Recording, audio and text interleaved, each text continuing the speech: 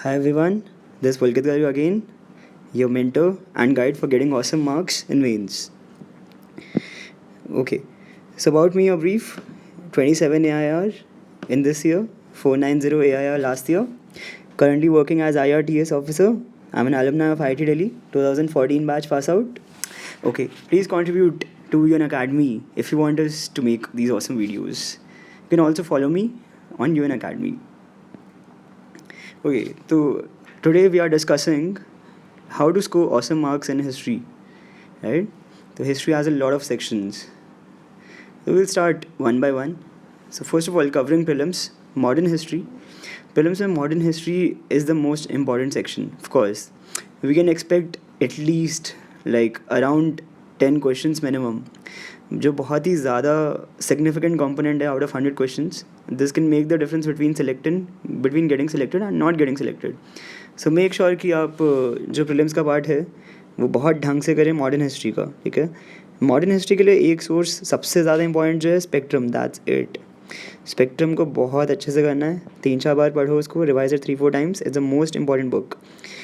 Spectrum के end में INC there is a list जिसमें काफ़ी सारी चीज़ें हैं, लाइक INC के सेशंस कहाँ हुए, प्रेसिडेंट कौन था, उनमें क्या क्या मेजर डिसीजन हुआ, ऐसे ही गवर्नर जनरल कौन कौन थे, किस किस पीरियड में क्या काम था उनका, क्या सिग्निफिकेंट इवेंट्स उनके टाइम पर. Make sure that you remember this list and do revise spectrum at least 3-4 times.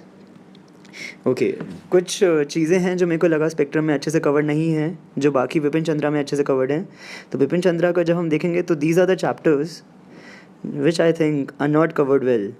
तो मेक श्योर कि प्रीलिम्स के लिए ये पढ़ के जाएँ. पूरी विपिन चंद्रा पढ़ के जाने की ज़रूरत नहीं है प्रीलिम्स के लिए. If you have less time, just read these chapters, right? And make sure like left wing is very important. So actually all these chapters are very important. So make sure that you read this. For ancient and medieval in prelims. So make sure.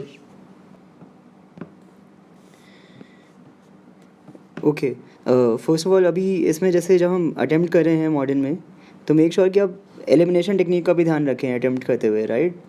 तो जैसे this question in the last year prelims, उसमें मुझे ऐसा लगता है कि first और third जो हैं they are very commonly known. Everyone knows कि दादा भाई नौरोजी ने इकोनॉमिक क्रिटिक किया था, RC दत्त ने किया था. इसका I had lesser idea, but you see the options, there is no option 1 and 3, right? तो आप बाकी सब एलिमिनेट कर सकते हो. लाइक इसमें 3 नहीं है, इसमें भी 3 नहीं है, इसमें 1 नहीं है. The only option left is 1, 2 and 3, right? So make sure कि हम ऐसे भी कोशिश करें अटेम्प्ट करने प्री के क्वेश्चंस को. Okay, coming to the ancient and medieval syllabus, क्या करना है प्रीलिम्स में सॉल्व करने के लिए? मेक श्योर कि एंशिएंट सबसे ज़्यादा इंपॉर्टेंट है, मिडिएवल इतना इंपॉर्टेंट नहीं है. Ancient we get a lot of questions. Ancient कैसे पढ़ना है? पुरानी NCERT से. जो 11th and 12th की पुरानी NCERTs हैं, दे आर वेरी गुड. सिर्फ इन्हीं को पढ़ना है, इन्हीं को ही पढ़ लो, वही बहुत बड़ी बात है. बहुत ज़्यादा कोर्स है और बहुत बड़ी बुक्स हैं, they are very factually intensive. तो इससे ज़्यादा और मत सोचना कुछ करने की. मिडिएवल थोड़ा कम है इंपॉर्टेंट, लेकिन अगर टाइम है तो ठीक से पढ़ सकते हो उसको भी. 11th and 12th से ही पढ़ना पड़े पुरानी NCERTs, ओल्ड NCERTs. ओके, जो period from 17th and 18th century है, 1857 से पहले और मुगल्स के बाद, basically around 1700 to 1857, that is very important. वो ढंग से कवर नहीं है स्पेक्ट्रम में, तो मेक श्योर कि उसको अलग से आप देखो अच्छे से. और ये कहाँ दिया गया है? ये NCERT में दिया गया है. जैसे पता होना चाहिए कि एंग्लो मराठा वॉर्स कहाँ हुए, एंग्लो कब हुए, किन के बीच में हुए, उनका कंक्लूजन क्या था, what happened in them. Anglo Sikh Wars जैसे कब हुए, क्यों हुए, रूल ऑफ पोर्टुगीज़ और ये सब. This is very important. So don't miss this part. Normally people miss this part, इसको स्किप कर देते हैं लोग. इसको स्किप मत करना, ठीक से देखना.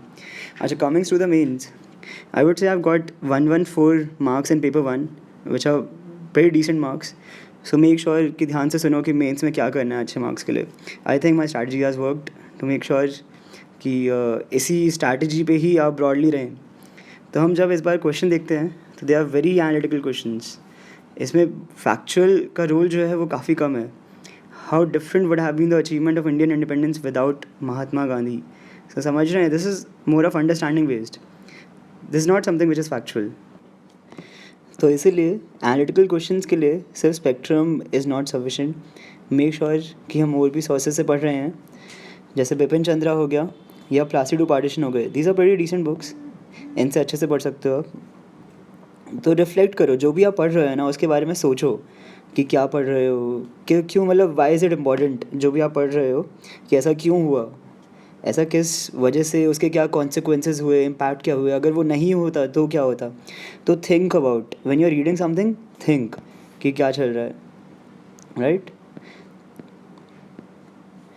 Okay, in this B R Ambedkar question for example, कैसे गेस करें हम बी आर अम्बेडकर क्वेश्चन जो है, इसमें एक्चुअली बहुत सारे पॉइंट्स लिखने की ज़रूरत है आपको पहले बताना पड़ेगा कि उनका कॉमन गोल क्या था, उसको मेंशन करके फिर डिफरेंसेस मेन पूछे गए हैं सबसे ज़्यादा, राइट। सो डिफरेंसेस में कम से कम make sure that you right at least 5-6 points, don't leave it on 1-2-3, नहीं, कम से कम 5 पॉइंट्स चाहिए। लेकिन इसके बारे में कैसे सोचोगे कि बी आर अम्बेडकर का क्वेश्चन आएगा, राइट। बहुत ज़्यादा पिछले साल करंट अफेयर्स न्यूज़ में रहा है, जब मोदी जी ने ओन किया कि बी आर अम्बेडकर उनके पॉलिटिकल गुरु रहे हैं, या इस तरीके का जो स्टफ़ है। तो मेक श्योर जो भी बहुत ज़्यादा करंट अफेयर्स में है उसको बहुत और डिटेल में पढ़ो, उसको और गूगल करो। इंडिया सिंस इंडिपेंडेंस की जहाँ तक हम बात करें तो कभी कभी क्वेश्चन आता ही नहीं है इससे, या कभी होता है कि 40 मार्क्स का भी क्वेश्चन आ गया, जैसे 2013 वाले में आया था। तो वही है, इसके लिए बिपिन चंद्रा है, इंडिया सिंस इंडिपेंडेंस, ये पढ़नी है बस। उसमें भी कुछ ही चैप्टर्स पढ़ने हैं, सब कुछ नहीं पढ़ना, पूरी बुक नहीं पढ़नी, बहुत मोटी बुक है। Land reforms very important, challenges after independence, refugee crisis, linguistic integration, state language क्या होनी चाहिए, कौन से वॉर्स में एंगेज किया इंडिया ने, जैसे 1971, 1965, उनके बाद कौन सी ट्रीटीज़ साइन हुई, मेजर मूवमेंट्स क्या थे, जैसे भूदान मूवमेंट हो गया। तो you have to actually know all these things and only these things. आपको इससे ज़्यादा कोई ये नहीं जानना कि बहुत पॉलिटिकल चीज़ों में नहीं जाना आपको, कि मोरारजी देसाई और सपोज इंदिरा गांधी की नहीं बनती थी, या ये सब चीज़ें से आपको कोई फ़र्क नहीं पड़ेगा। तो ऐसा मेक श्योर कि आप ये सब चीज़ों में ज़्यादा फोकस करें। एंड इसके लिए क्या पढ़ सकते हैं, politics in India since independence book है NCERT 12th की, उसको देख सकते हो। विजन IAS के notes are also very good. World history, see world history is like very broad, इसको भी ढंग से कवर करना बहुत ज़रूरी है। इस बार भी 2 सवाल आए हुए थे 20 मार्क्स, और वो भी एनालिटिकल सवाल है, राइट। सो इसके लिए जो सोर्सेज हैं, सबसे पहला तो नॉर्मन लोई इज़ लाइक वेरी गुड। और क्यों? क्योंकि इसमें क्वेश्चन आंसर फॉर्मेट में दिया गया है सब कुछ। सो बिल्कुल डायरेक्ट आपको ये सवाल मिल जाता, to what extent can Germany be held responsible. तो उसमें प्रॉपर साफ साफ दिया गया है कि जर्मनी का क्या रोल था वर्ल्ड वॉर 1 में, क्या वो रिस्पॉन्सिबल थी वर्ल्ड वॉर 1 के लिए, क्या वो नहीं, क्यों नहीं थी वो रिस्पॉन्सिबल वर्ल्ड वॉर 2 के लिए सिमिलरली। तो समझ रहे हो, तो Norman low is very good, factually बहुत अच्छी है। मेंस के बहुत सारे सवाल आपके जो हैं वो इसी से ही हो जाएंगे, स्पेशली वर्ल्ड वॉर 1 के बाद के लिए आपको और कुछ पढ़ने की ज़रूरत नहीं है। This very good.